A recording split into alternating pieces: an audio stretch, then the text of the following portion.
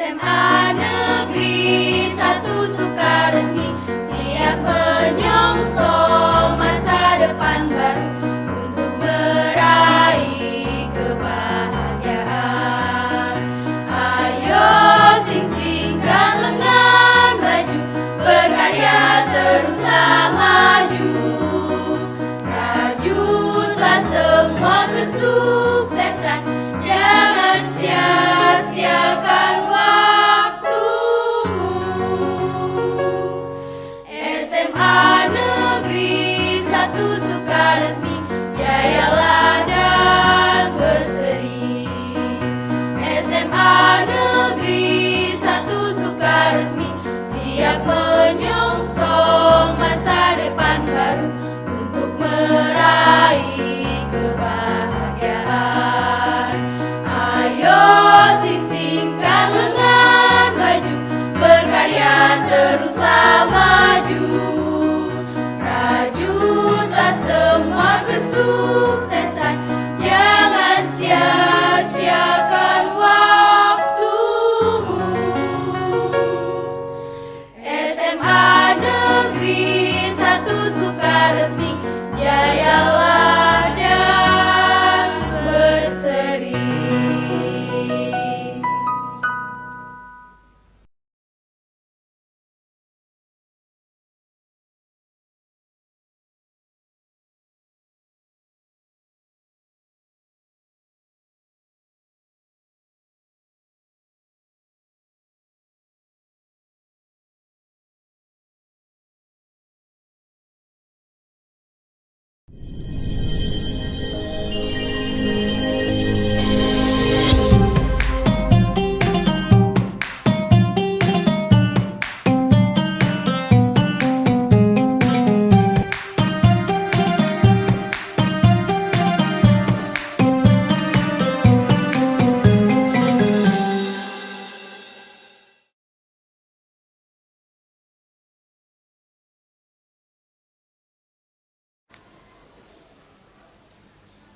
Bismillahirrahmanirrahim. Assalamualaikum warahmatullahi wabarakatuh.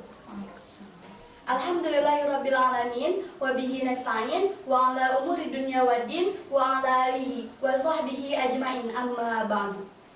Terlebih dahulu, marilah kita panjatkan puja dan puji syukur kehadiran Lillahi Rabbi, karena atas berkat rahmatnya kita dapat bertemu di kegiatan Smartren hari ketiga ini dengan keadaan sehat walafiat. Sholawat beserta salam senantiasa tercurah limpahkan kepada baginda alam, yakni Nabi Muhammad Sallallahu Alaihi Wasallam. Pada kesempatan kali ini, insya Allah akan membahas mengenai hal-hal yang membatalkan puasa dengan pematerinya yaitu Ibu Teti Jamilah SPDI.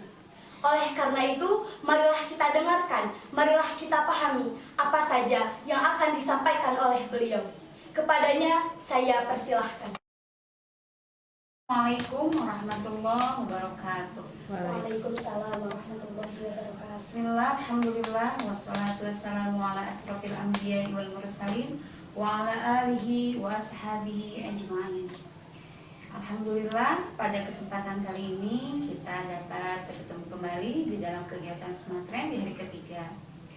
Mudah-mudahan kita semua ada dalam kondisi sehat walafiat, dalam keadaan tidak kekurangan suatu apapun. Baik, pada kesempatan kali ini kita akan mencoba sedikit membahas tentang hal-hal yang membatalkan puasa. Di dalam hukum Islam, ketika kita melakukan suatu ibadah, maka ibadah itu pasti harus terpenuhi rukun dan syaratnya. Apabila rukun dan syaratnya tidak terpenuhi, maka menyebabkan ibadah kita itu tidak dapat diterima oleh Allah atau juga bisa disebut batal. Nah, oleh karena itu, para ulama ahli fikih, mereka berijtihad mencari apa sajakah hal-hal yang dapat membatalkan ibadah puasa kita. Nah, akhirnya mereka menemukan 9 hal yang ternyata bisa membatalkan puasa kita. Baik, apa sajakah 9 hal itu? Yang pertama, adanya sesuatu atau benda mau makanan atau benda yang masuk ke dalam lubang yang 5. Jadi ternyata bukan hanya mulut saja, tapi ada 5 lubang, yaitu ada mulut, ada hidung, ada telinga, tempat keluar air kecil, juga tempat keluar buang air besar. Nah, jadi ketika salah satu dari 5 lubang ini dimasuki sesuatu, maka menyebabkan puasa kita menjadi batal. Nah, kalau di mulut misalkan nih, kan ada air ludah tuh. Gimana kalau misalkan kita menelan ludah, kira-kira puasa kita batal nggak? Kalau ludahnya ludah sendiri ya tidak ya. Nah, tapi beda lagi ceritanya kalau ludah orang lain atau ludah kita sendiri. Kita kumpulkan dulu, misal nggak ada kerjaan ya, dikumpulkan di gelas tuh, udah banyak segelas, katanya kalau ludah kita nggak batal, kita minum aja. Nah itu nggak bisa ya, karena sudah kita keluarkan dulu dari mulut. Jadi meskipun ludah kita tetap kalau udah dikeluarkan dari mulut maka batal, apalagi ludah orang lain. Selanjutnya kalau misalkan seperti ketika ada orang yang sakit, nah suka tuh kan kalau misalkan kita lagi nggak puasa makan obat. Tapi ini kalau kita lagi puasa nih gimana? Tapi pengen banget puasa, misalkan. Kemudian carilah alternatif lain, misalkan obatnya itu berupa cairan yang kemudian disuntikan, misalkan di tangan atau di badan kita yang lain. Nah kira-kira itu bisa menyebabkan puasa kita batal tidak? Nah kalau itu tidak, karena lengan itu tidak memiliki lubang ya. Jadi intinya yang bisa membatalkan itu adalah ketika memang lubangnya itu sudah bolong dari sananya, seperti itu. Nah, gimana kalau misalkan diambil darah? Sama, itu juga tidak membatalkan puasa. Nah, kalau diinfus, misalkan kita lagi puasa lemes banget misalkan, terus sampai pengen puasa, sampai kita udah kita pakai infus aja. Nah kalau untuk air infus ini ada 2 pendapat, ada sebagian yang membolehkan, ada juga sebagian yang tidak membolehkan. Kalau untuk yang membolehkan, mereka beliau-beliau itu berpikir ya sudah, saking pengennya puasa, bolehlah tuh disuntik infus. Karena memang masuknya itu tidak melalui lubang yang 5, katanya seperti itu. Tapi bagi sebagian yang lain ada juga yang mengatakan gak boleh. Kenapa? Karena cairan infus itu isinya berupa nutrisi atau vitamin yang bisa mengenyangkan perut, katanya gitu, juga membuat badan jadi segar ya. Nah kalau itu sama kayak makanan katanya. Makanya ada yang sebagian juga yang mengatakan tidak boleh, karena bagi mereka yang memang sakit itu ada rukhsah ya, ada keringanan untuk tidak melanjutkan puasanya dan di lain waktu bisa diqodho. Mungkin seperti itu ya untuk yang nomor 1. Nah, yang kemudian hal apa lagi nih yang bisa menyebabkan puasa kita batal? Yang kedua itu ada muntah dengan sengaja. Nah, kalau muntah, jadi ada muntah yang sengaja, ada muntah yang nggak sengaja. Kalau muntah yang nggak sengaja, ya namanya juga kan nggak sengaja. Jangankan muntah nggak sengaja, makan nggak sengaja aja itu boleh. Misalkan kalau kita tidur, lama tidur, bangun-bangun lupa kita lagi puasa, kemudian lihat makanan, lupa dimakan semuanya, ingat-ingat sesudah selesai semuanya minum. Nah itu mah rezeki lagi. Nah kalau yang ini juga sama, kalau muntahnya disengaja mah ya batal. Tapi kalau nggak disengaja, misal kita lagi ngomong sampai keselak sama air liur kita atau apa sampai menyebabkan muntah, itu nggak apa-apa. Atau misalkan kita lewat satu tempat di mana tempat itu ternyata ada bangkai tikus misal. Nah yang baunya itu menyebabkan kita mual nggak kuat, kemudian kita muntah. Nah itu nggak apa-apa ya. Tapi nah ini ada yang namanya muntah disengaja. Muntah disengaja seperti apa contohnya? Misalkan yang orang yang nggak ada kerjaan nih ya, misalkan sama jari tuh ditusuk-tusuk mulutnya, tusuk-tusuk sampai keselak atau apa, sebal, mural, sampai muntah. Nah itu muntah sengaja ya. Atau juga seperti tadi, kayak misalkan ada bangkai tikus ya, kita tahu. Nah, kalau yang tadi kan yang nggak sengaja itu kita nggak tahu di situ ada bangkai tikus. Tapi kalau yang ini kita tahu di tempat itu ada bangkai tikus, atau misalkan ketika kita lewat ke tempat itu kita pasti muntah karena baunya yang tidak sedap. Nah, kalau kita sudah tahu ketika kita lewat ke tempat itu pasti muntah, tapi kita tetap lewat ke tempat itu dan kemudian muntah, maka puasanya menjadi batal. Seperti itu. Itu untuk poin kedua ya. Nah, sekarang untuk poin ketiga. Poin ketiga itu ada namanya jima, atau kalau jima itu bahasa ininya berhubungan suami istri. Di sini harus digarisbawahi ya, berhubungan suami istri yang sah, yang sudah menikah, bukan yang tidak ada ikatan pernikahan. Kalau yang tidak ada ikatan pernikahan itu disebutnya zina. Nah, kalau yang di sini, yang dihukumi di sini adalah mereka yang berhubungan suami istri di dalam ikatan pernikahan dan melakukan hubungan suami istrinya itu ketika siang hari di bulan Ramadan. Pokoknya ketika kita mulai dari awal puasa sampai sebelum maghrib, maka tidak diperbolehkan meskipun halal, seperti itu. Nah, meskipun misalkan berhubungan suami istrinya itu tidak sampai mengeluarkan air mani, seperti itu ya. Kemudian ada juga yang keempat, kan kalau tadi jima walaupun tanpa keluar air mani tetap membatalkan puasa.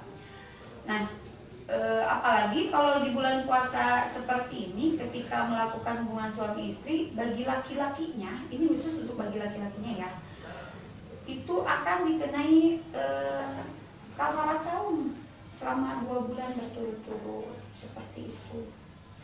Nah, untuk yang ketiganya, yang keempat ya. Yang keempat itu ada keluarnya mani. Jadi mani itu apa? Mani itu adalah cairan yang keluar dari pria maupun perempuan yang ketika misalkan hasratnya itu sedang tinggi, kemudian sehingga mengeluarkan air mani. Nah, untuk keluar air maninya ini juga ada 2 kemungkinan, ada disengaja juga tidak disengaja. Kalau untuk tidak disengaja, misal kita di bulan puasa itu karena perut rasa lapar, kemudian kita tidur tuh. Nah, di dalam tidur ternyata kita mimpi. Kan kalau mimpi mah kita nggak bisa nawar ya. Jadi ketika misalkan tidur kemudian bermimpi, nah di dalam mimpi itu sehingga misalkan kita sampai pas bangun-bangun, maaf, keluar air mani basah, dipegang tuh, wah keluar air mani tuh misalkan. Nah itu mah kan keluarnya juga air maninya nggak sengaja, jadi nggak apa-apa, tidak membatalkan puasa. Tapi nanti harus mandi besar ya. Nah untuk mandi besar ini nanti harus hati-hati. Kenapa harus hati-hati? Karena tadi yang pertama itu jangan sampai ada yang masuk di antara lubang yang 5. Sedangkan kan kalau mandi besar harus dicuci semuanya. Jadi jangan sampai ada air nanti yang masuk ke telinga, ke hidung, ke mulut, dan bubur dan ke tubuh, seperti itu. Nah kalau misalkan sekarang kalau keluar air maninya disengaja bagaimana? Contoh misalkan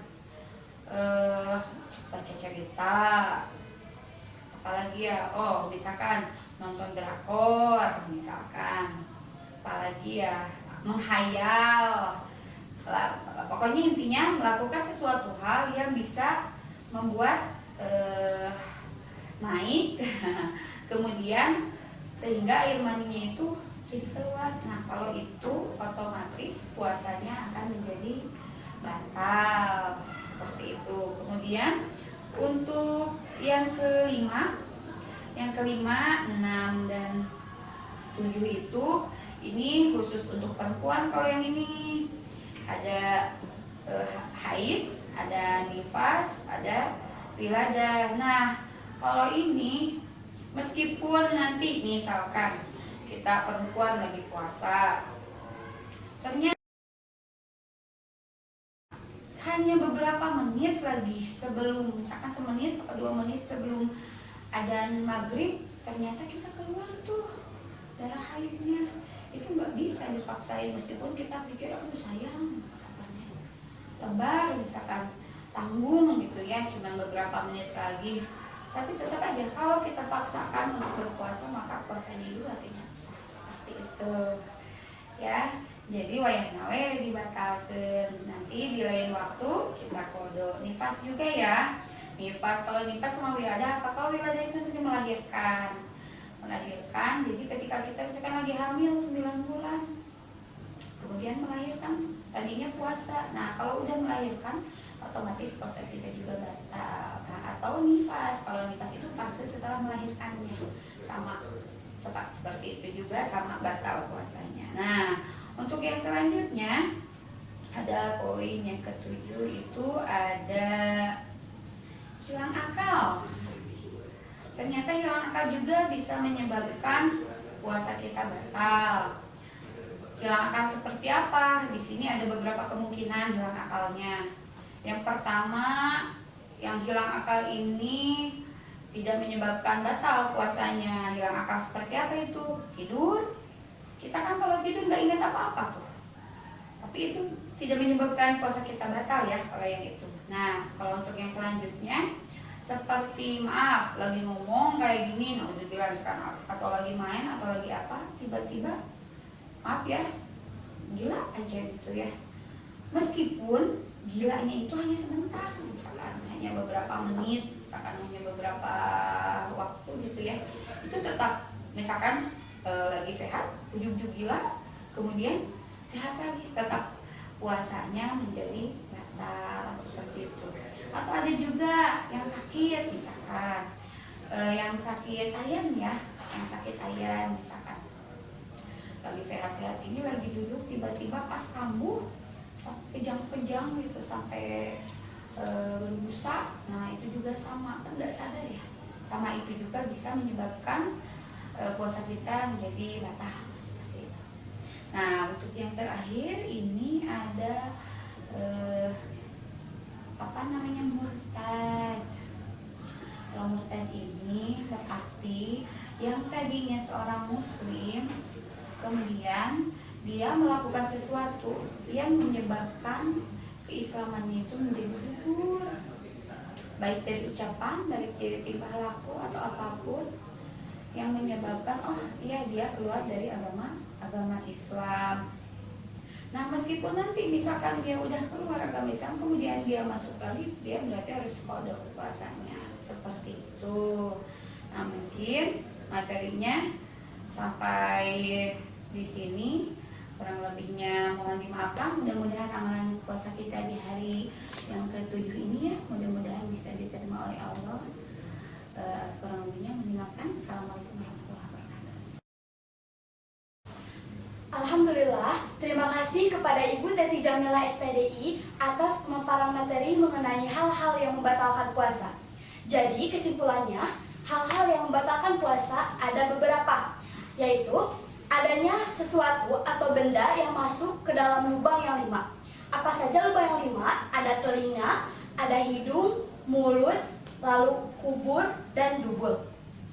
Lalu ada muntah dengan disengaja, haid, nifas, hilang akal meskipun hanya sebentar, dan ada murtad atau keluar dari agama Islam.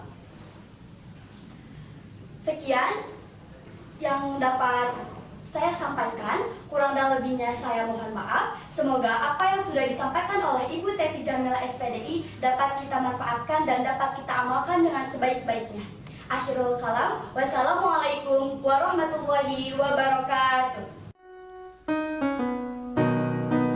SMA Negeri 1 Sukaresmi siap menyongsong masa depan baru untuk meraih kebahagiaan.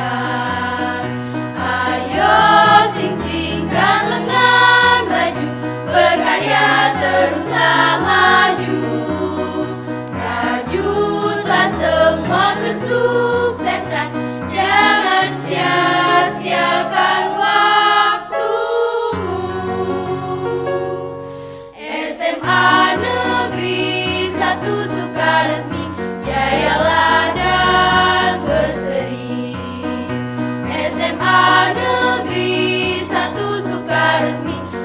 siap menyusul.